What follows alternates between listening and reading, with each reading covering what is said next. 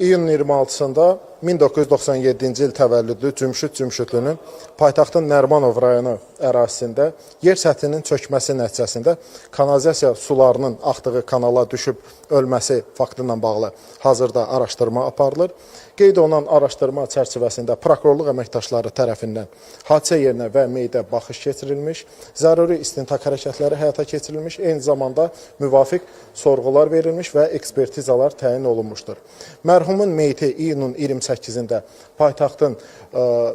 Suraxanı rayonu Hövsan qəsəbəsi ərazisində yerləşən kanalizasiya sularının təmizləmə məntəqəsində aşkar olunmuşdur və araşdırmalar zamanı müəyyən olunmuşdur ki, qeyd olunan kanal aidiyyatı qurumun Bakı Su Kanal İdarəsinin